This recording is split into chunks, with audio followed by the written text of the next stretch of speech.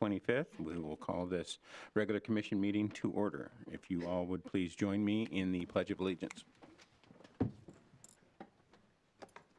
Pledge allegiance to the flag of the United States of America and to the republic for which it stands, one nation, under God, indivisible, with liberty and justice for all.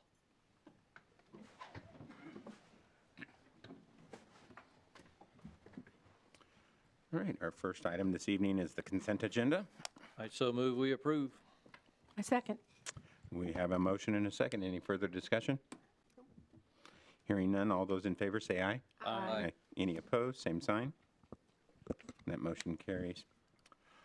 Donna is not with us this evening, but Rebecca will lead us in this next item to receive 2024 year-end financial report. All right, thank you guys. Let's get this loaded up here.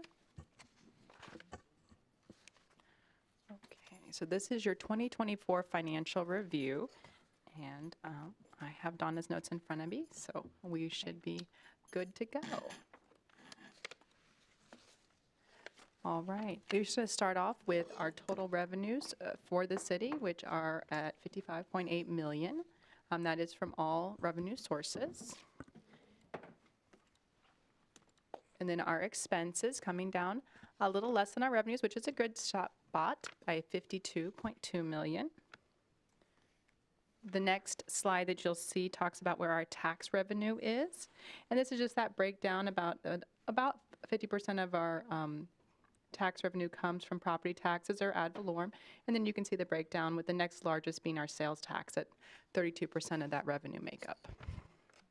This is when we get to your general funds by department. So this is that list of where our revenue is and our total expenditures is, and seeing that ending cash balance that we're used to seeing. Just a second.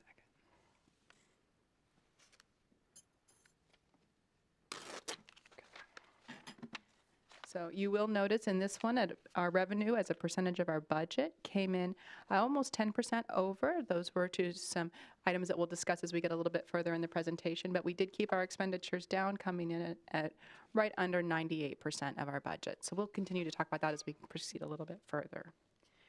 You'll notice that our general fund revenue here, where the taxes make up about 67.99% of our total revenues. And then you can see the other types of revenue that we bring into our general fund.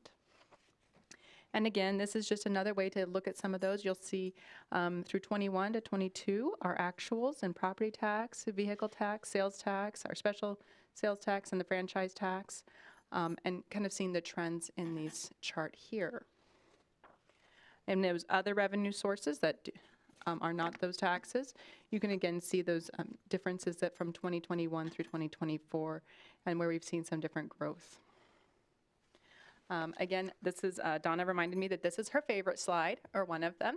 This is her interest on idle funds, and you'll notice that rates were very good last year. The general fund expenditures, you'll notice that in total, fire, EMS, and police, which take our public safety, take up a little bit more than half of our general fund expenditures.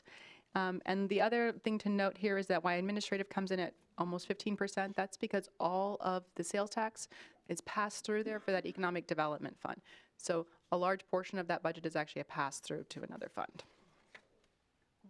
And then this is the detail that I spoke about a little earlier. We're going to dig down into some of these numbers just a little bit. So what you'll see on your screens or on the larger screens here in the room are what was adopted in 2024, and then an estimate. You might remember that our finance director, Donna Peckman, gave you guys an updated estimate around the time you were working on this coming year's budget, because things had changed kind of dramatically. One of those is our sales tax. She was noticing that our sales tax was coming in a little higher, and so she put up the estimated number. It actually still came in higher than her estimate by $441,000. That's that difference that she writes in there. The licensing and permits and the charges for services also came in quite substantially higher, but that's kind of our one-off. That is all due to the growth and expansion of GAF Industries. So those were items that we knew would be coming at some point, but didn't have that specific number yet in. So that changes some of those.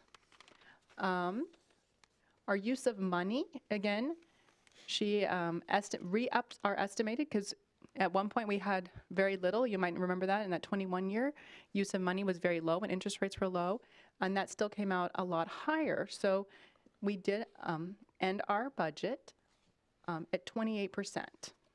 But if you might remember, in 2025, we had proposed that we were going to end at 21% so that we could maintain. So this will carry us over a little bit more, but takes us kind of between having a 15 and 16% ending balance with our current 2025. So it seems like a little bit, but we were hoping to end with excess funds because that way, that's how you were able to reduce the mill levy, was we were going to try to take this one-time gain and roll it over to the next year. So this, again, shows us where the general fund balance is and where that 15% requirement is. Obviously, some of the years it's been a little bit snug. And again, this year we were hoping to take those gains and roll them over so that you were able to enact the mill levy decrease for this coming year that we're in. We will now go on to the wastewater fund summary. Again, highlights here that revenue came in at about 97.77% of budget, and expenses were lower at 90.78. You can see where we are to trends on this. She has 3 images on this slide. And the one that she's got stacked, she separated out the wastewater revenue from the plant upgrade fee so that you could tell what the differences were when you saw them put together, which is the slightly bigger single one. So that it didn't seem like the wastewater revenue was just decreasing, but that was the difference of that additional plant upgrade fee. And then you'll see that fund balance. You might remember that we are looking to hold a 3 months expenditure balance. This is because we did not have to transfer from the utilities to help with the general fund. And so these balances are starting to build up and give that reserve that we're looking for. She does have the note on there that if we had not had to transferred, if general fund did not come in as well as it did, those funds would be substantially lower at 600 and something thousand and 400. Then we'll move on to water. Again, the revenue came in right at what we were expecting, and with the expenditures being able to be held a lot lower, so that was helpful. These are things, of course, are kind of due to what happens during the year. We try our best to budget, but some things happen, and we have to account for those. 2 items of note is, again, these numbers show that we did not have to transfer that $570,000, which, again, is why the actual comes out a little bit more positive than the budgeted. And she did want to note that we are spending over in our fees, credit card fees to pay utility bills, while the city does take on $1 for each one of those. I mean, the person takes on some. The city's portion has increased, and it was $98,000 over in both water and wastewater that those credit card fees are separated from when a person pays their utility bill. So we are seeing an increase in those credit card fees that were accounted for. Again, there's the water revenue lines and where we are with our 3-month expenditure. So again, this account's looking a little healthier without having to take those transfers.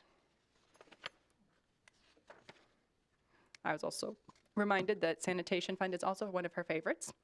And you'll see here that the revenue came in right over 100% of what she was looking at, just right over, with the expenditures at 93%. And then you'll see the revenue lines fairly much maintaining what we've seen our trends in the past. And again, we're able to maintain over that required 3-month expenditure balance, and that fund is looking healthy. The airport fund summary, the details of this are in your consent agenda where you got to hear from our airport director on, so this explains in more detail, but we will notice that the fuel sales were a little lower, so that accounts for that difference in revenue and expenditures, and then the leases were a little higher than we were seeing. But again, details on that are in our airport director's annual report. And you'll see the airport fund balance meeting its 5% requirement. And we'll move on to the golf course. Again, details of this are from what you've heard from Sand Creek Station, but they've, again, had a really great year, as you heard at your last meeting, meeting 124% of their budgeted revenue, with expenditures coming in a little over 96%. So you'll see how that revenue is split between the courses, carts, the shop, and the trends that we're seeing from those years from 21 onward. And then where they are at their fund balances. Looking at this fund balance, the reminder is that when we come to budgeting, it's probably at the point to utilize some of these funds to make those needed capital improvements to the course that you all have been working towards planning on. So, the next is the Meridian Center. Meridian Center percentage of budget and expenditures were about the same at 70%. And then, again, the breakdown between food and beverage and room service and fees. And again, you heard the annual report given at last meeting that spoke to this more in detail. And then where our fund balance is and where the targeted fund balance is. So again, another fund that we are maintaining. And our last slide for you tonight is that portfolio detail investment. It looks like it's a little bit copied. One thing that she wanted to show in here is the interest rate. It's the one behind it that looks like slips right behind there, where the numbers were a little higher, 4s and 5s got to be seen, and our current rate, she said the highest we were able to get it is 3.77 moving forward right now. So we definitely will see an increase in our interest on idle funds. So just a quick overview. I'm happy to take notes that I can pass on to Donna to answer for you, but or Daniela, of course, can answer any other questions. I think it's important to note that overall, as you can tell, our fund balances are increasing, not to a point where we need to look at doing something drastic as far as dropping the mill levy today. But I think we're heading in the right direction. We need to maintain those minimum fund balances. We have policies in place. All our enterprise funds are headed in the right direction. Our water and sewer and our trash enterprise funds are also headed in the right direction. General fund is solid with their sales tax. And with our split between ad valorem and franchise fees and the sales tax, I would say we're in a really, really good position.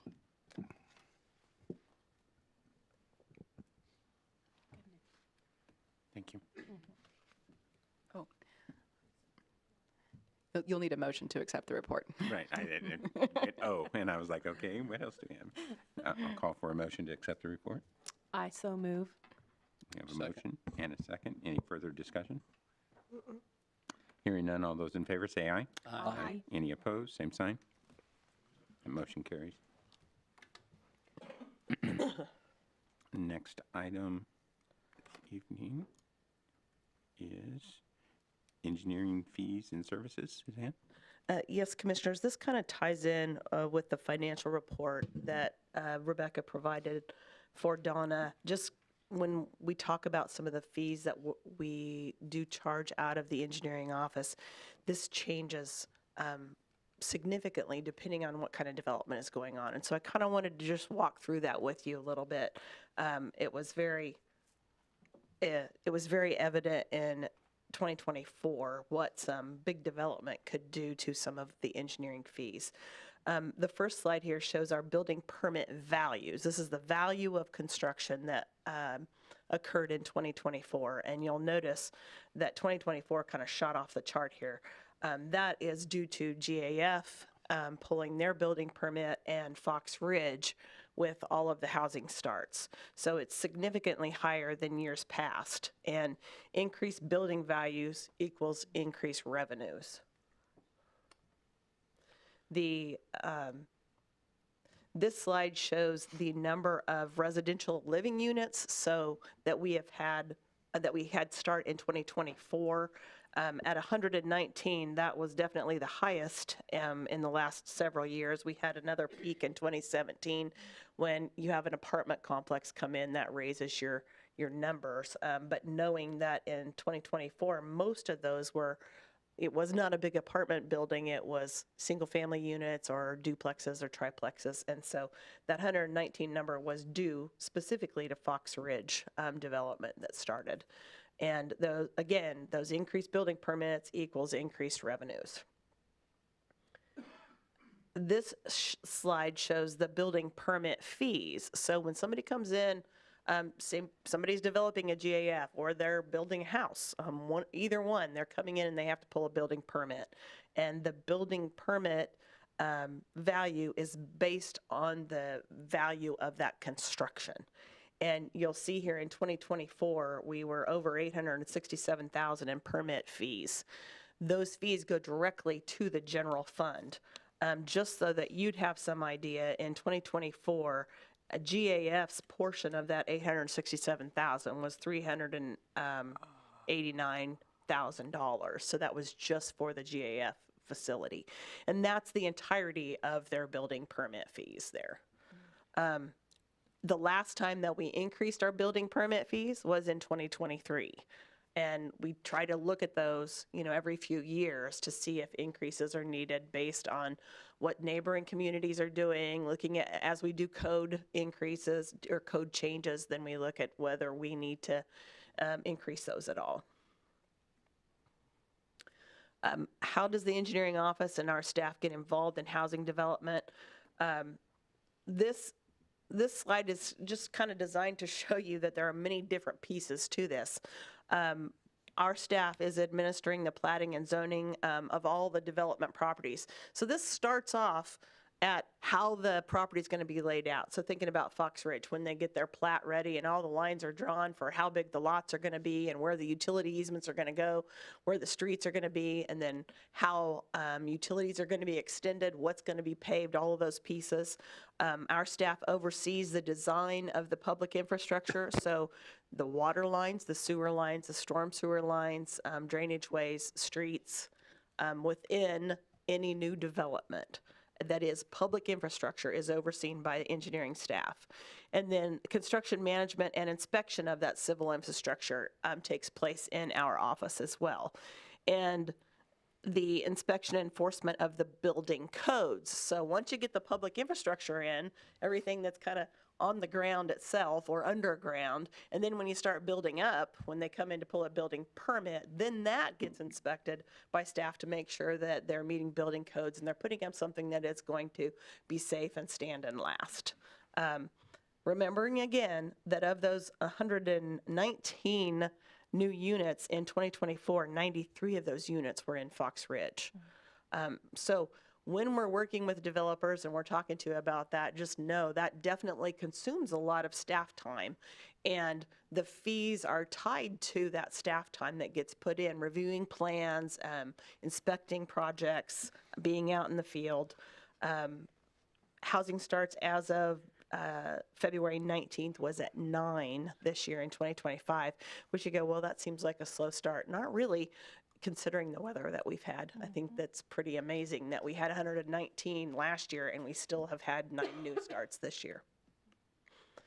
The number of new plats that we have each year varies, but that plat is kind of the roadmap to what's coming. And we review that information when we're going through the budget process, because then we kind of know what might revenues be coming in from fees that would be generated in the coming year.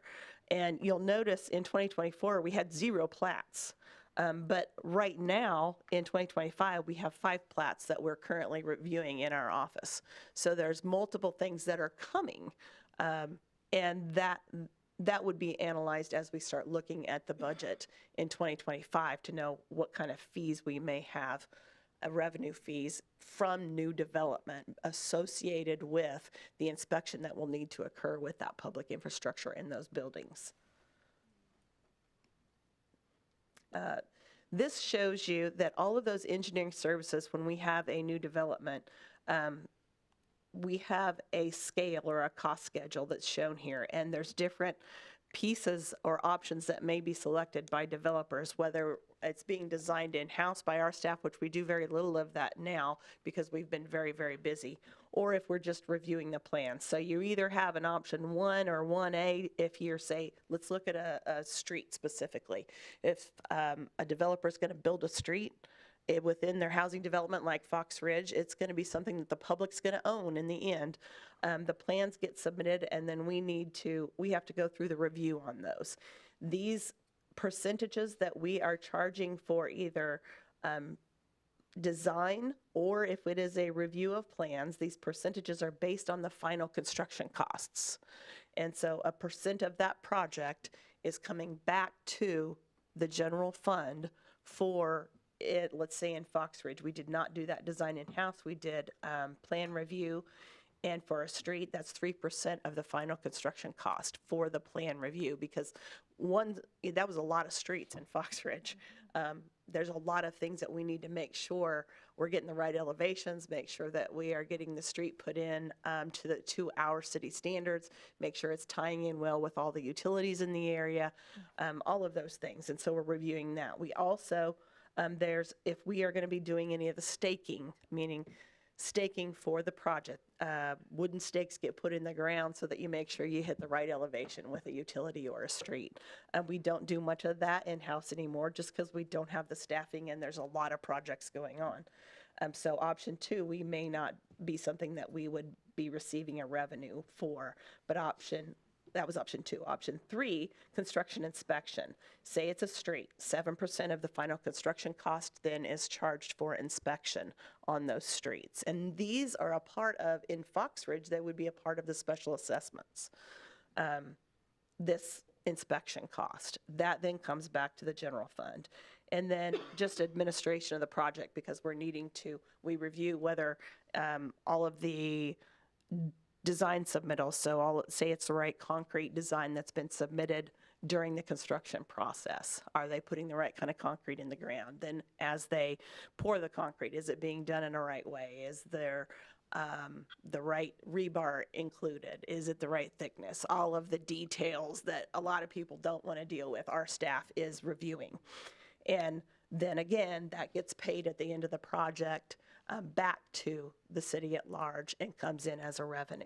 These fees, these percentages, this cost schedule has not changed since 2006. This slide shows those engineering service fees over time, and you'll notice in 2024 that it was significantly higher than we've had in the past. So about $491,000 of revenues for multiple public projects that we were reviewing, either reviewing plans or doing inspection on. And it wasn't just GAF, because I tried the piece of GAF. This is for the public infrastructure, remember. This is not building permits. This is for the public, things like water, sewer, street, storm sewer. And those fees were at the 491. Typically, when we are budgeting for this, the number that when I first started work here, we looked at 25,000 as kind of what we put in as an assumed fee moving forward, because you just can't know. As you get better at predicting based on the plats that are coming in and the developers that are calling, you're able to determine, okay, next year we think we're going to have this one, and this one, and you're able to budget appropriately. But we typically wouldn't put anything over 125,000. So the fact that we were able to bring the 491,000 in is directly related to things like GAF and Fox Ridge when we're having big housing developments and industrial developments occurring.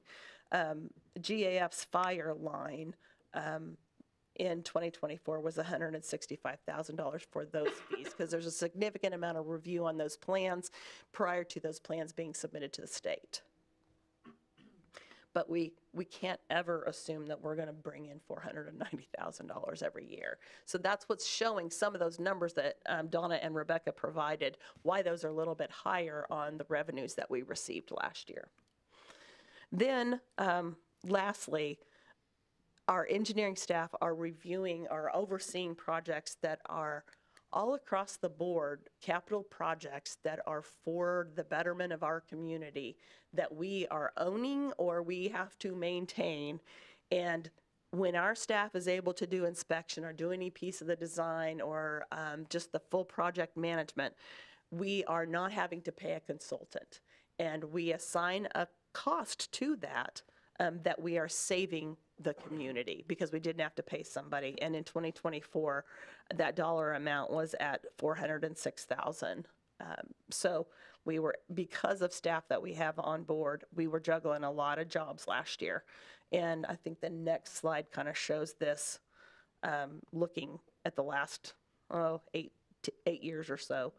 that typically it's not as high as the 406, but we've just had a lot of stuff happening, and you look at big projects like the library and a lot of building projects that maybe are public infrastructure, those dollar amounts are higher. Typically in the past, when you would see a high dollar amount for revenue that's brought in for development projects, then the capital project oversight value would be lower because staff only has so much time.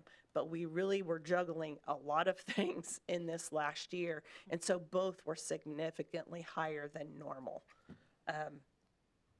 And that is just a crash course on how fees work, what engineering staff is working on over throughout the year, and how that equates to dollars saved for the community overall.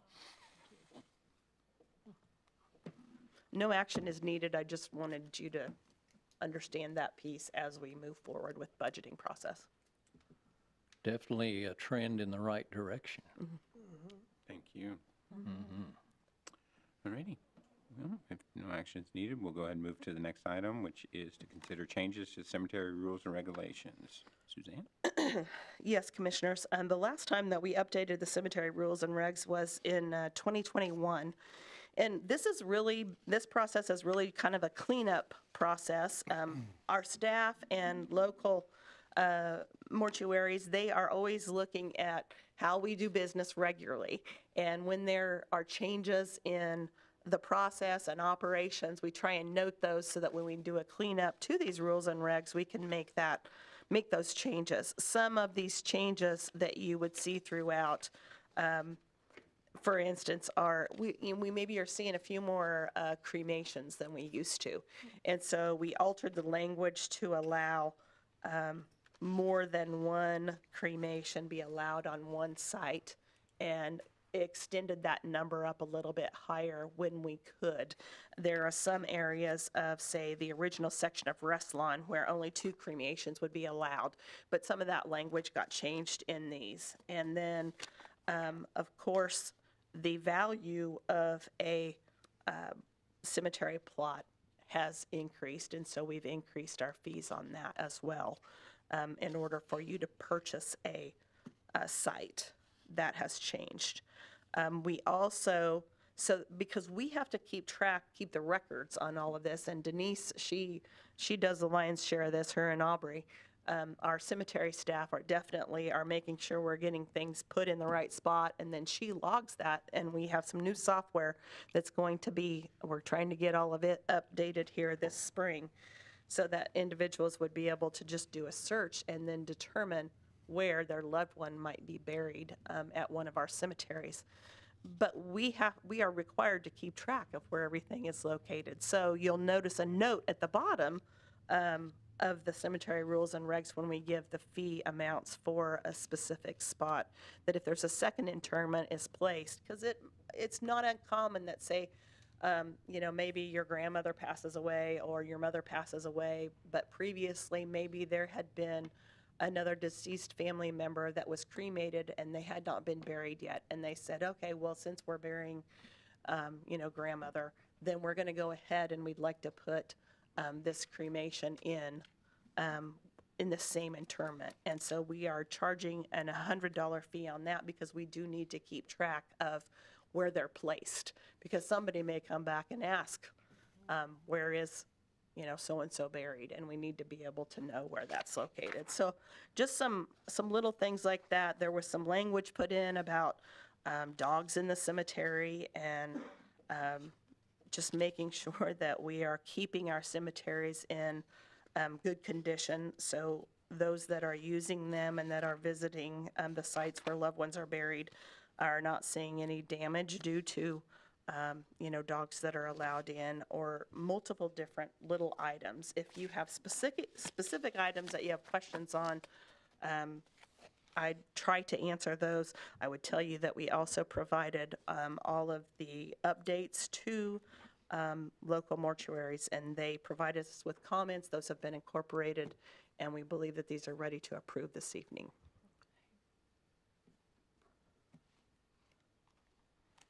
Just one typo on page Okay. 5. Just Where? one typo on page 5. Okay. Last line, you got Saturday on the previous line that needs to be down on the bottom. You have Saturday after 1 PM Saturday. Oh, yeah, all right. I think, yeah, Saturday following a holiday. Right. Okay, yeah, I'll fix that.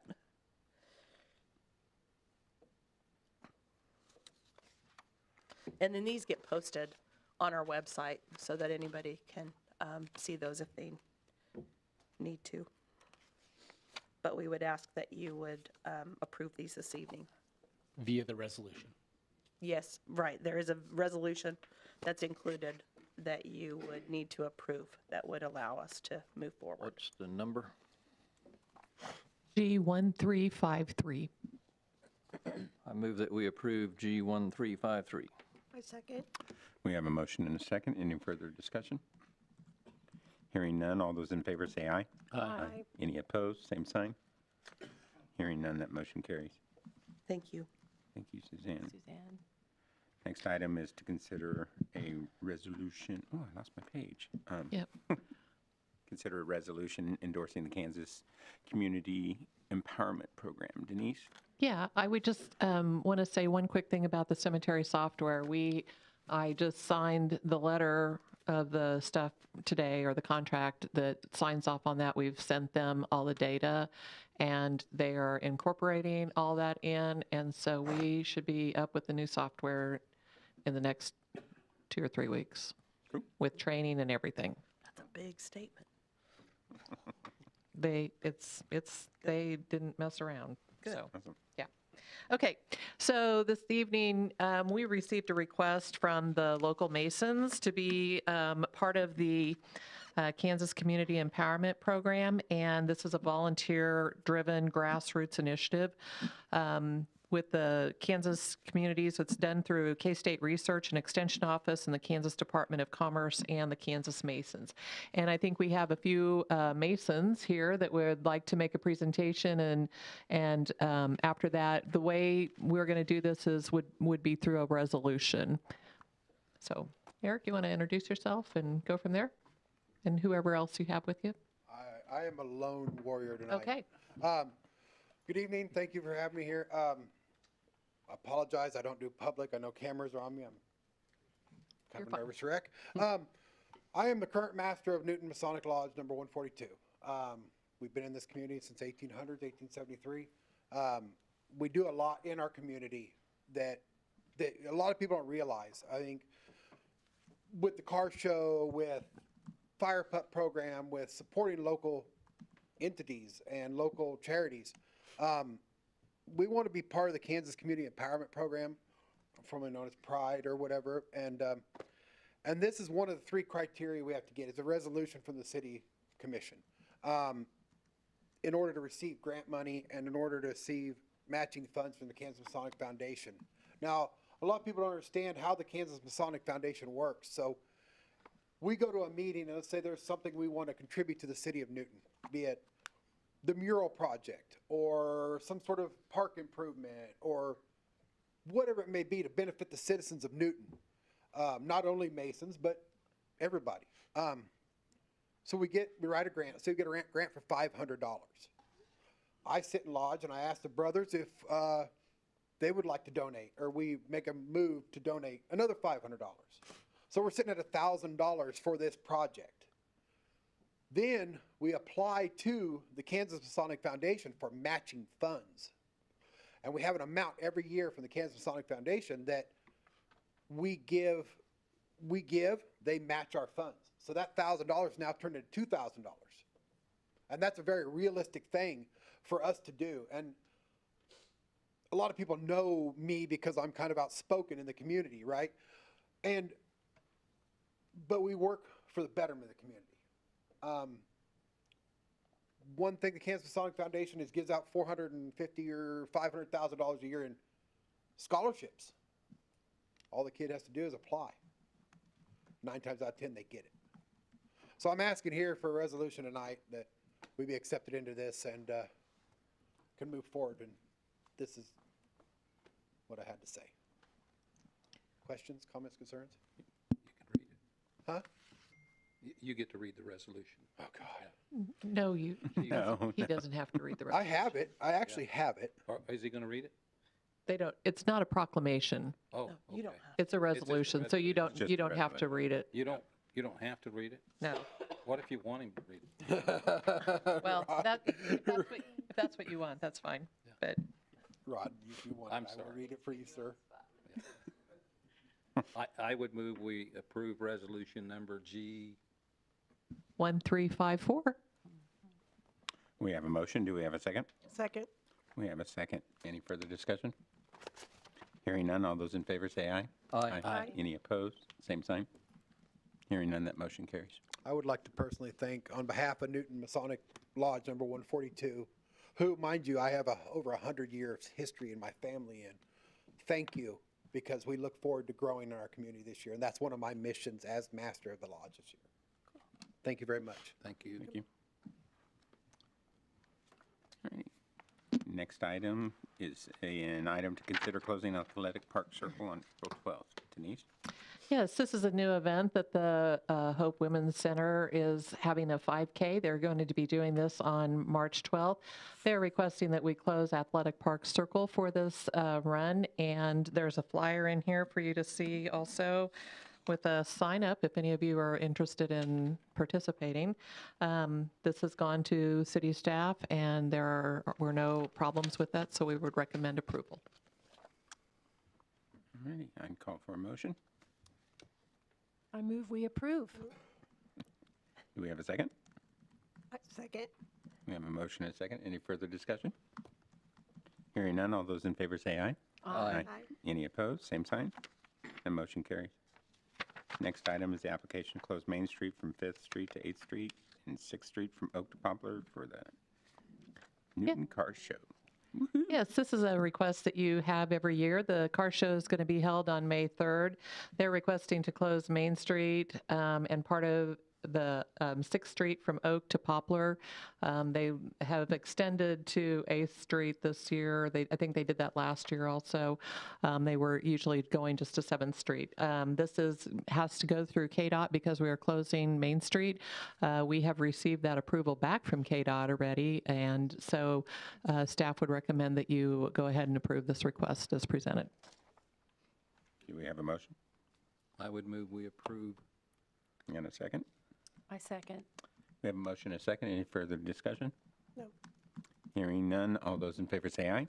Aye. Any opposed? Same sign. And motion carries. Next item is to consider an agreement for the Themian Park project. That's going to be a Chris and Suzanne. Okay, yes, Commissioners. We've been talking about this for a bit now, I would say about a year maybe.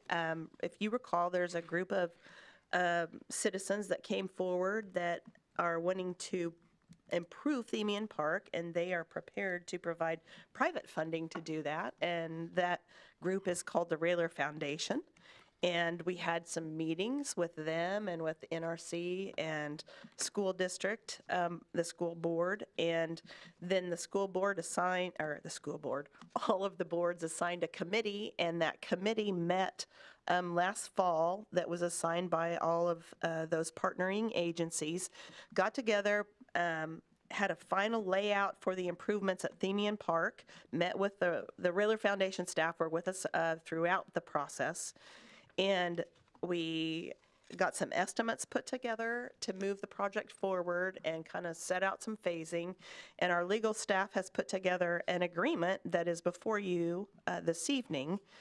And some of the details of this agreement that I might go over a bit. The expectation was that the Railer Foundation would pay for the lion's share of the improvements. However, NRC contributed $100,000 towards the cost of the project, and they wanted their $100,000 to go specifically for pickleball courts.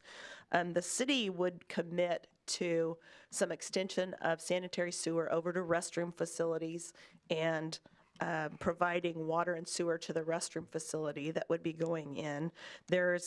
The project would be split into 3 different phases, and I've showed here that those phases for construction would start assuming that all of the finances come in, meaning that they have the donations to support this, that we would start construction in 2026 after design was done on all of these improvements. Remembering that the city, currently, the city is the one that owns the park. We had an old agreement that the USD 373 was leasing the facility, and they utilized that park for their PE classes for Santa Fe School.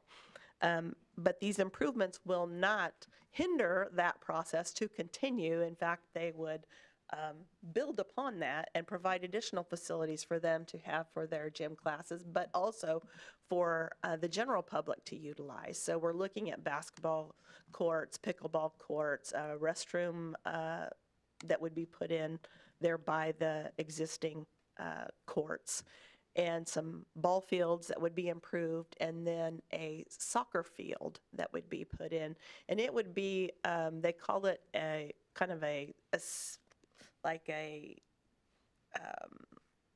city soccer field where it would have walls. It's a little bit smaller. Urban, that's the name. That's what I was looking for. Urban soccer field where it would have walls, and I think we have, do we have a picture of the improvements? No, it wasn't provided. Okay. I think we had one in the packet. But at any rate, we provided this agreement that kind of lays all of this out to the school district and to the NRC as well. The NRC board reviewed this on Friday at their board meeting, and then we made a couple of changes to what it was provided to you in the packet after they looked at it. And if you are ready to move forward with this, the school district will consider this in March sometime. They'll be looking at it. And then tomorrow morning, because one of the things that the committee and the NRC felt very strongly about was that the PBC would be the one that handled this agreement as well. Remember, we started the PBC, many years ago. They would handle more of the recreation items, and they were put together as another governing body that had membership from the school district, the NRC, and the city, and it was to handle the bonds for the golf course and for the improvements to Fisher Field. When we originally put in turf and did improvements to that facility that the city owned. And so the PBC will end up owning this park because the PBC needs to own it in order for them to oversee the facility, and they would insure it as well. The other piece that the school district is providing to this, I mentioned that the city would provide some in-kind services and we would oversee the utility work that would be going in and do a little bit of the demo. NRC is providing some cash. The school district is providing a lot that would be additional parking there by an existing parking lot that they have right by the park. And so if you want to move forward with this, we would have you approve it, and then the PBC will be reviewing this as well. Tomorrow morning we'll be kind of explaining their role on this at their meeting at 7 in the morning. And then once we get all of the agencies approving this, the Rayler Foundation is ready to really kick off their fundraising efforts because it's hard for them to send stuff out if they don't know whether the agreement's going to be approved. So are they going to raise their funds one phase at a time? So they're going to raise just enough funds for phase one, then kick it off, and then raise enough funds? Is that how they're going to approach it? I think that's what they're thinking. But the design part, we are going to hire an architect. And remember, there was an architect that helped us free gratis with this whole layout. And I believe they would be the individuals that would be helping us put the plans together for all of these pieces. So there is some upfront costs for architect services. But yes, the phase one would be to do pickleball courts, basketball courts, and restroom facility. Do you have a ballpark of the architectural fees that I have that. I didn't bring it with me. I can pull it up real quick. Yeah. Remembering that it's a percentage of estimated construction is how that agreement and the estimates come forward on something like that.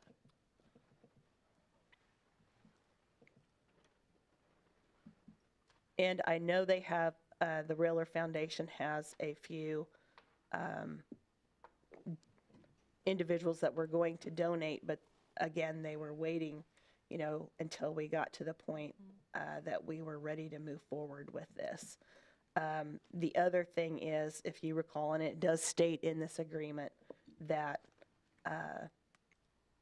any naming rights would follow the city's policy for naming rights.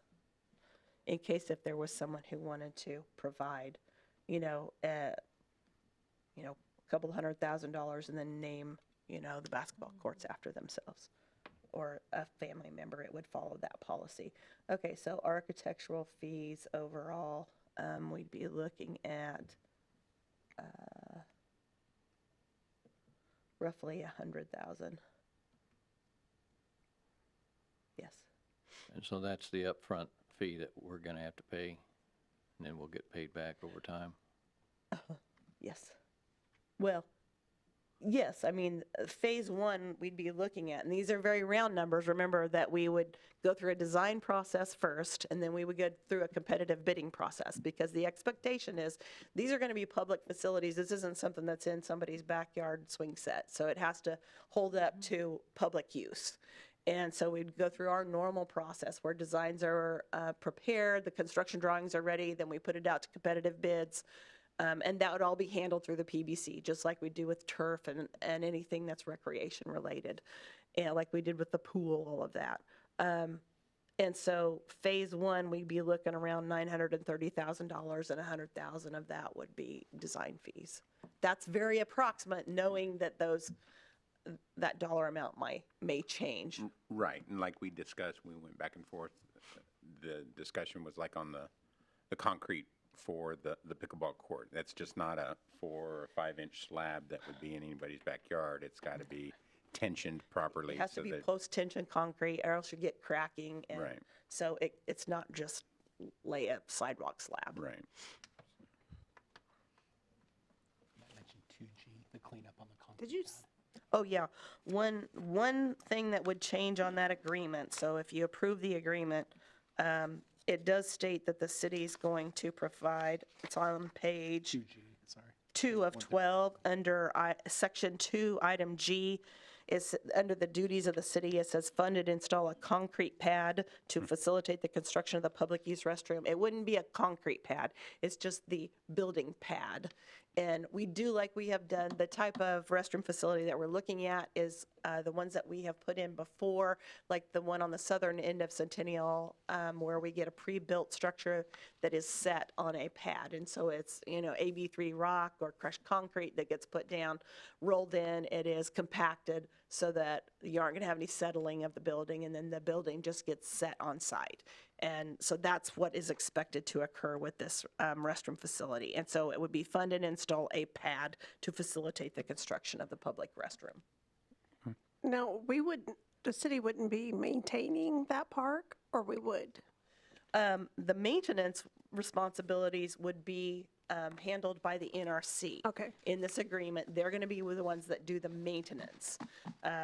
Now, because it's going to fall under the PBC, anytime, and the expectation of the Raylor Foundation was they would continue to accept donations to this park improvement, because they very much are wanting to have a park that stays in the downtown center of the city area.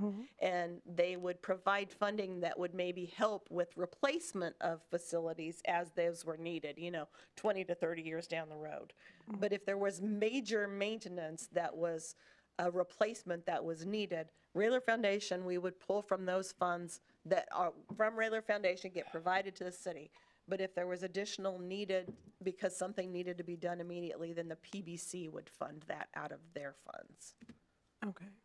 And remember, the PBC funds come from the school district, the NRC, and the city, and it is $1 million is provided to that.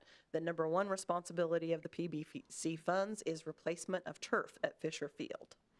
And then after that, it's ball field improvements, Fisher Field improvements. There's a laundry list of things that is on the PBC's capital improvement program. Did I miss something, Chris? That's good. I mean, we will be the first entity to approve this, so there is some chance that another entity may have an edit. We may have to bring this back to you, but I think staff's comfortable with approving it in its current form with the modification to 2G that Suzanne outlined in terms of the concrete pad. And then we'll just report back in terms of how it's approved or if it has to come back. We have this set up also as an interlocal, which would be subject to approval by the AG. So there's that additional process. And if you would like to approve it this evening, we are asking that you do approve it this evening. And if you choose to do that, we would ask that maybe you approve it and allow the city attorney, if he needs to adjust any language, if somebody finds, So long as it's not a substantive Yeah. change, we would want to bring that back. But if it is a minor, I guess, I language. believe that the NRC is comfortable with the language, and it'll go back to their board, either at their next meeting or they'll call a special meeting, depending on whether the timing needs to be brought forward in time. If the school board approves it in March, then the NRC would probably approve it at their March meeting. I would move that we approve this agreement with the wording changes in Section 2, Item G, and also allowing our city attorney to make wording changes that aren't substantive. I second it. We have a motion and a second. Do we have any further discussion? No. All those in favor say aye. Aye. Any opposed, same sign. And motion carries. Thank you, commissioners. That is a really grassroots effort, and it's exciting to see something like that move forward in the community. All righty. Next item is 12th Street improvements. Suzanne? Okay. Commissioners, in 2020, city staff applied for some KDOT C-CLIP funds, is what they're called, to improve K-15 highway, which is Main Street here through town, from 1st to 12th. The project ended up needing to be split because the cost was much higher than we could get state funding for. And at the original onset in 2020, we had included 12th Street with K-15, but we broke out the K-15 improvements into 3 different phases. You've seen 2 of those that have occurred. Actually, it's going to end up in 4. 2 of those have already occurred, and then in 2026, you will see the intersection of K-15 and 12th Street get improved, utilizing state funds and local funds put together. It'll be a full reconstruct of that intersection at 12th Street. The project we're bringing to you today is an offshoot from this project. The piece of 12th Street from the Main Street intersection, from the return on the Main Street intersection to Pine Street, is in bad condition and it needs to be reconstructed. You can see the picture on the screen and it's in your packet. This piece of roadway carries anywhere from 5,000 to 6,000 vehicles per day. Very busy piece of our roadway here. And we need to do a project that is going to consist of doing some milling and some full depth patching and asphalt replacement. Some base work would be done, then some curb and gutter work, and then you've got pavement markings, and there's going to be a lot of phasing with traffic control because this is a very busy intersection. This roadway, on our recent pavement condition survey, it received a 20 out of 100. So, meaning 100 being the best, it was needing to have some attention to it because it is beginning to really fall, if you will, in condition, and the degradation needs to be addressed before we get to a point where it's starting to really ruin vehicles, that kind of thing. So we would like to move forward with the project. The design is complete, and we would like to take this project to the bidding process. Because this is a very well-used route for high school traffic, we would plan that we would not start construction until after school is out. But we may fall into the time period when school begins, but we would like to get the lion's share of it done while school is out. And so if you would approve this project, we are recommending a bid date of April 3rd at 11 a.m. And the total cost of the project, that includes the design work that's done, the construction that would be upcoming, all of the inspection that would be done by contract consultants, and any of the testing that has to be done to the concrete and everything during that process is estimated at $900,000. We have a resolution, a bonding resolution that is included in the packet, and we would need that to be approved as well. This project has been on our CIP, our capital improvement program, for several years, and we need to move it forward at this point in time. The funding resolution, the debt service payments that would pay towards those bonds would be paid out of the general obligation debt service fund. And so we would account for that in the budget process as well. And so if you're ready for us to move forward, we would ask you to approve the plans and specs, set the bid date as recommended, and then approve moving forward with the project by approving the funding resolution. Okay. I motion that we approve the 12th Street reconstruction from Main to Pine. So you want those as one or Those are individual? think that- Okay, so we have, Plans and specs. we have a motion to approve the plans and specs. Do we have a second? Second. We have a motion and a second. Any further discussion? No. Hearing none, all those in favor say aye. Aye. Any opposed? Same sign. That motion carries. Next, I would call for a motion to set the bid date as recommended. So moved. I have a motion. Do I have a second? I'll second. We have a motion and a second. Any further discussion? Hearing none, all those in favor say aye. Aye. Any opposed? Same sign. Hearing none, that motion carries. And last, we would need to approve moving forward with the project under resolution. Yes, and that would be I-1216.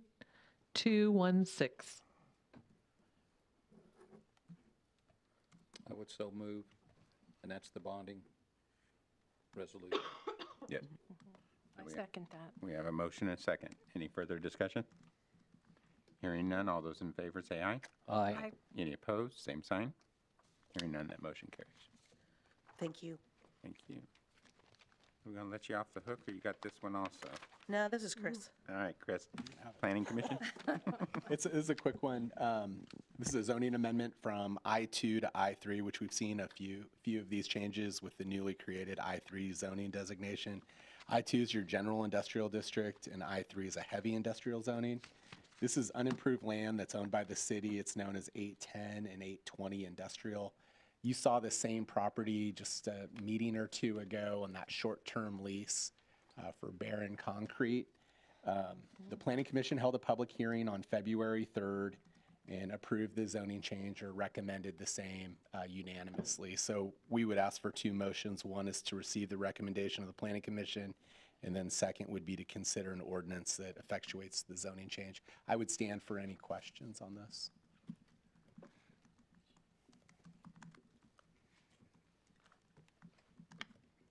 I would move we receive the recommendation from the Planning Commission.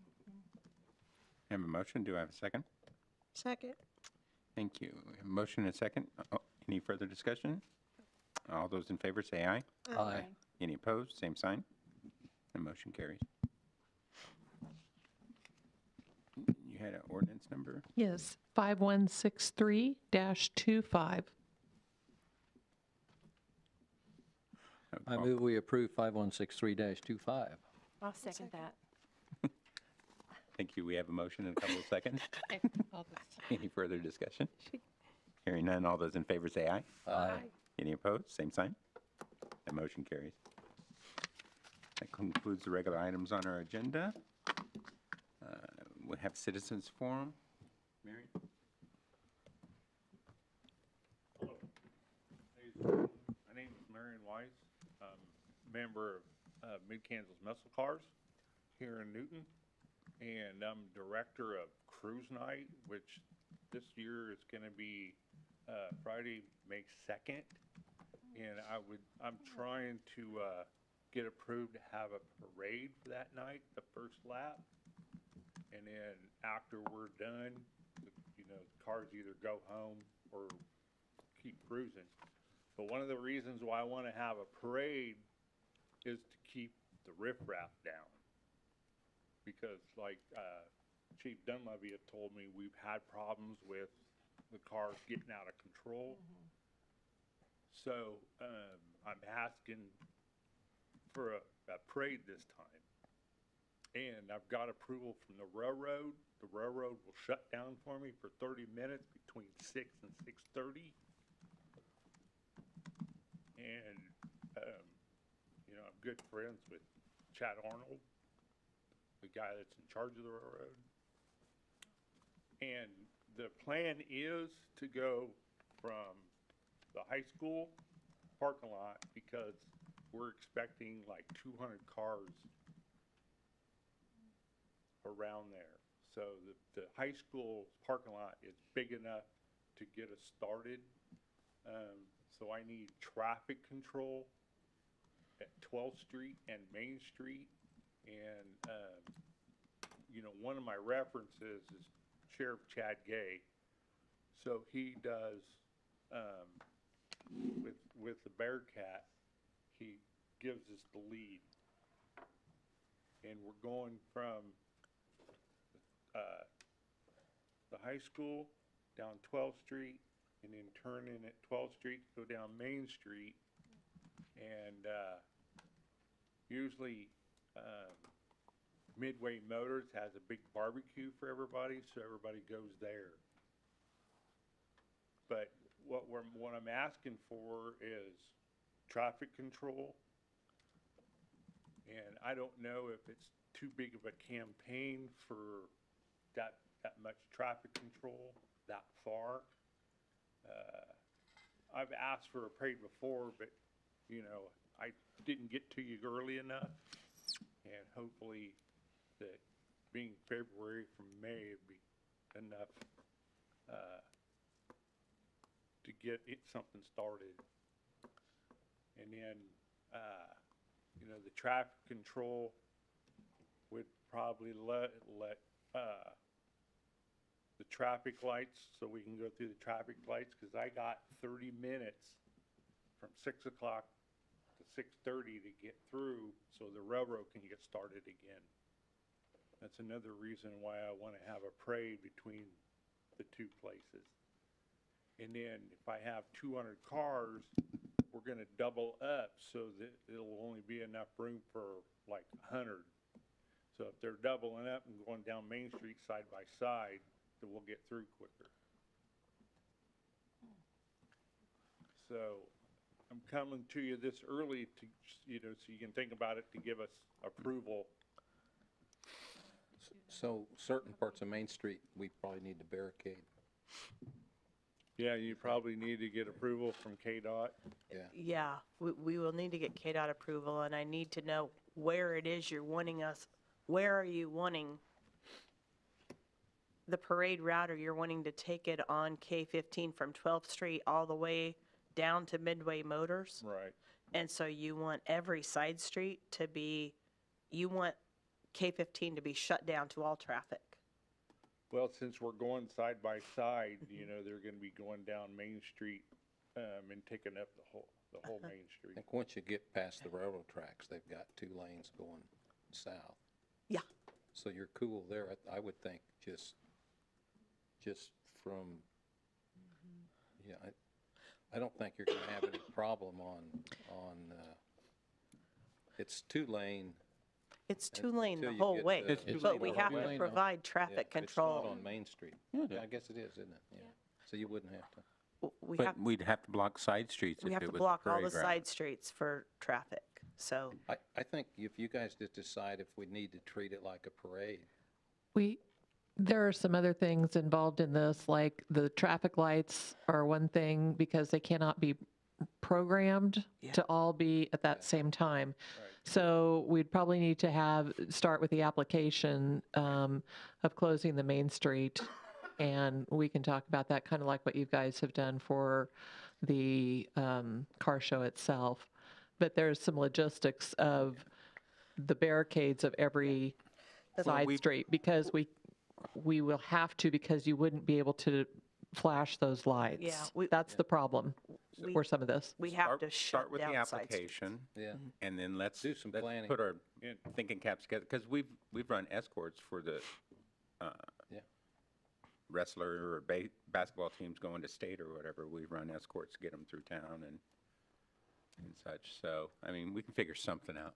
And I've Yeah. had a discussion with Sheriff Chad Gay, and he said that he would put his deputies on it too to help cheat them levy. Yeah. So, well, let's see what we can do. Sounds like a cool deal. And you drive right in front of my house, too. so. Which is a kiss, yeah. Well, you know, part of my strategy for having a parade is to keep, you know, the nonsense down. Yeah. We appreciate that. I want to I'd keep say- doing it. Yeah. Awesome. Anything else, sir? But, you know, you can get my phone number and then let me know what I need. If you'll just fill out the form for us, Yeah. then the staff will work with you on Yeah. how we can figure this out. If you meet with our city clerk after the meeting, we can Okay, get it It's started. a real easy form. Yeah. thank you. Thank you. Yeah, thanks for doing this. I might even have to get in it this year. Yeah. All righty. Well, we'll go around the horn. Anything? No, sir. No, sir. I would just report that myself and Mayor Stinnett and Vice Mayor Valentine, we went to the county commission this morning and talked to them about our East First Street project and asked if they would partner with us on the project. And they said they were interested in partnering. We don't have any costs yet. We have went through the RFP process. And we utilize some of their staff on our review committee. We have an engineering consultant that we have selected and we're negotiating pricing on for doing the design work. And then we'll take something back to them that would give them some idea on cost here moving forward. And we just had a good discussion, I think, about the project, and ended with one of the commissioners saying that, you know, maybe they would consider, if we were going to be phasing it, which we've talked about, is doing like a phase 1 from Spencer to Hillside, and then phase 2 from Hillside to Oliver, that, you know, maybe we pay for phase 1, they pay for phase 2, and, or we split it out somehow. But they were favorable to working with us. It was a great conversation, you know, it was very, there was participation from both sides trying to come to a, how can we make this happen? So I think it was a good conversation. We didn't anticipate being there the 25 minutes that we were at the table. We just kind of thought we'd go and say and leave. But So- I considered that a good thing. Yeah, there'll be more coming on that, I think. Danielle? I have nothing, thank you. Rod? Tomorrow's our last episode of Ready to Run. The first. Of the Ready very to Run first, class. of the very first one. There was 11 members of the class. It went, I just feel real good about, you know, 11 people entering the pool to be an elected official. And it was fun. They asked great questions. They know a lot more about the city and the county and school districts, and I'm encouraged. I've already had people asking me when the next session is going to be, because the word's kind of getting out. So tomorrow they'll learn how to work together. The ropes course? Yeah, well, no, we don't want that kind of liability. So, but anyway, they're working with Nate Regier tomorrow to do some of the stuff, or they learn about their personalities and how they might have more difficulty working with one person or the other, and then how to work through. You don't have to point at me when you say that. So anyway, yeah, I just feel real good about this first session. I thank Leroy for being super involved too. So anyway, that's all I have. Kathy? Just a shout out to our city street employees, all of them in these last, couple weeks. Please convey to them, if they're not watching, please convey to them our appreciation for all the work they've done. Really can't find enough words to describe our appreciation, but boy, there they were, and I think the streets have been very navigable, so I was really thankful. I agree. We'll pass Enjoy that the on. fall, spring, Thank you. everybody. Yeah, they're ready for spring. Enjoy the fall, spring. Don't shave that beard off yet, Chris. With